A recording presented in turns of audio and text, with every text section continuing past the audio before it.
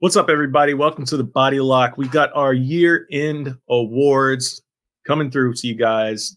Today, on this video, we have Submission of the Year. Submission of the Year is usually the most fun award to hand out because submissions, like, they can range from so many different crazy things, so many different crazy moments, submissions that are caught out of nowhere from stuff that we rarely see.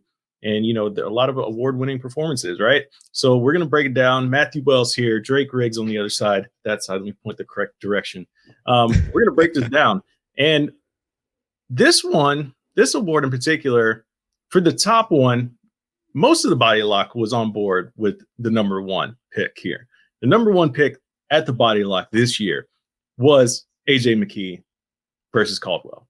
And the McKinsey team, like what was the word? Like, how were we? The McKee-a-teen. All sorts of crazy names flew out of this one, right?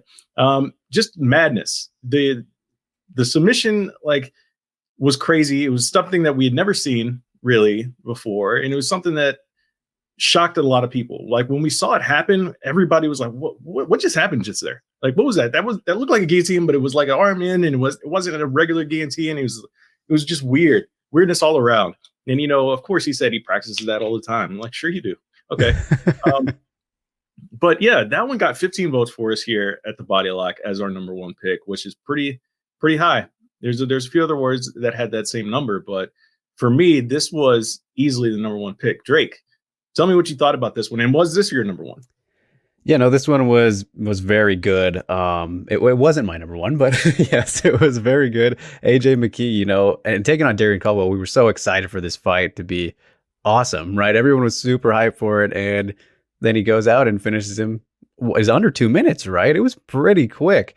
So I mean, that adds to this whole thing, and just the way that he did it, like, yeah, it was phenomenal. Something that, rarity points for me. And the only reason I didn't vote for it on my 3 picks was because I was kind of, wanted to give some love to some other people. So I will admit that I was being a little bit silly there, but it is definitely one of the top 3 this year and everything, considering the quality of opponent, how he did it, how quickly he did it.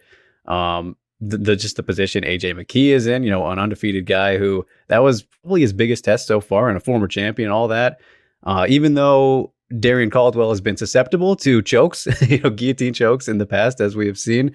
So maybe that notches it down a little bit lower for me, because I ended up going with, and, as I touched on in our other award categories and everything, rarity always is the number one thing for me. So yes, this was a unique guillotine and everything, but we got a head scissor submission to close out the year from Ayaka Hamasaki at RIZIN 26. I've only seen that one other time before, and she ended up pulling this off in a title fight in about 1 minute and 42 seconds against a top 5 fighter.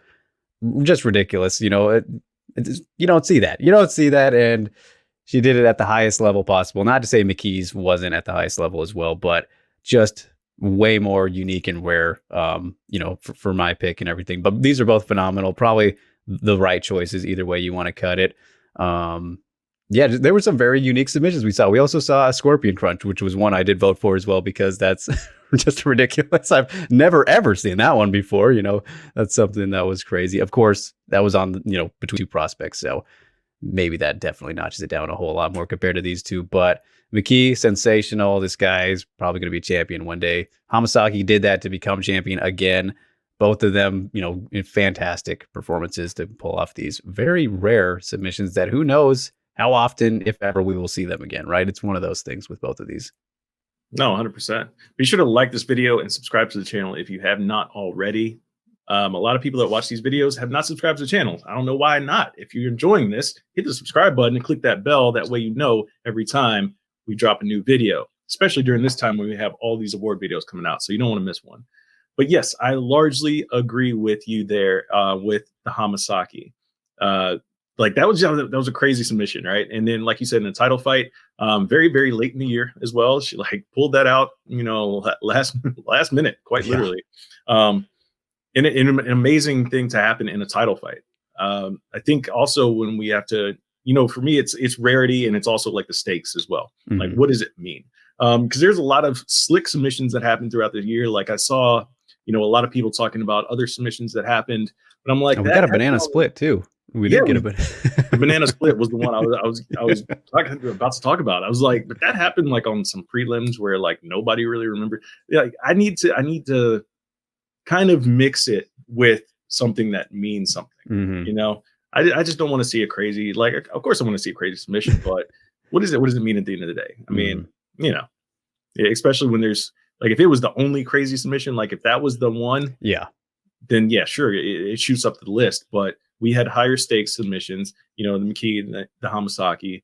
And for Hamasaki was our second pick at the body lock, Hmm. by the way. But it did tie with our number 3, which, considering stakes and high level competitors, Justin Gaethje, Khabib.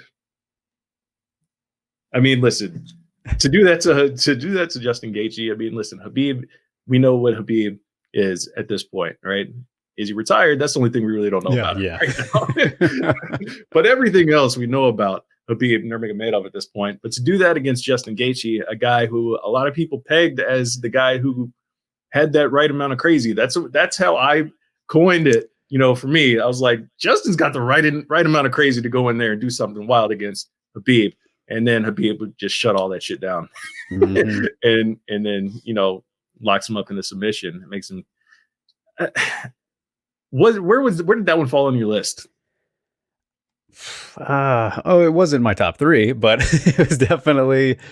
I don't know how I would rank it on there, but the thing for me was just that, it was a triangle. Yes, it was super impressive. Khabib ended up, choking him out in like 5 seconds, out cold, like ridiculous and everything. But the stakes, of course, super duper high in that one. It's just the technique wasn't something crazy to me. It was a very nice triangle, beautifully executed, the way he put it and everything. But the fact that it was a triangle, that's why I didn't really consider it compared to, we got a flying guillotine, a flying triangle, the scorpion crunch, like I said. Even Lipsky's knee bar, you don't really see the way she did that very often. A forearm choke or crush, from Alexander Romanov, which that one's just kind of funny to mention real quick because that one doesn't take a lot of technique. That's pretty much just the guy pushing his weight on somebody's throat, which is crazy. But It's a I really have no idea how to rank that.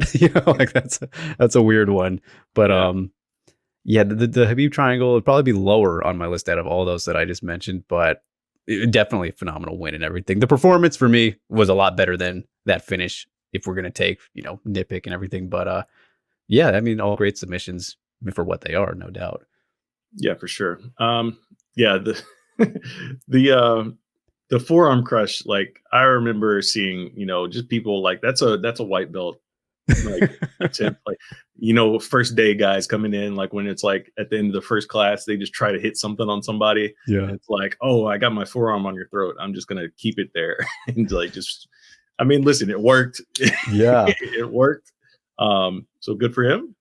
But yeah, it's not in my top 3.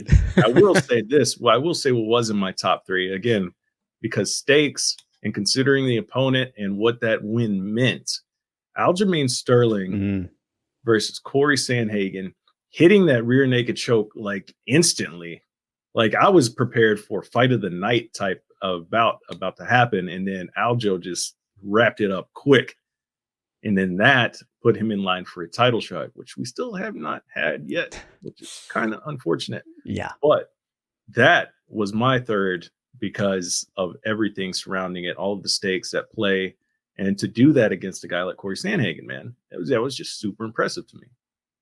Yeah, and especially looking at Sanhagen even after like not missing a beat, that just shows you where Aljo is at this point and everything. So that was you hoped it would be a star-making performance, but unfortunately, we haven't seen him fight since then, and hopefully sooner rather than later. But yeah, no doubt that was phenomenal stuff from Aljamain, and worth a mention as well. But again, like I said, just a rear naked choke. So in terms of crazy techniques, that one doesn't score as highly for me in the category, but of course, a phenomenal win, no doubt about it. Yes, for sure. Let us know in the comments what you think about our selections for this award. And was there one that we forgot about? Crazy technique out there, what that outside of the UFC or Bellator or RIZIN or something like that we missed? Let us know in the comments below and give us your top 3. Drop your top 3 as well, because we went over our top 3. We let you know we had a little bit of little bit of arguments back and forth, but I think most people can agree with our top three in whatever order you put it in.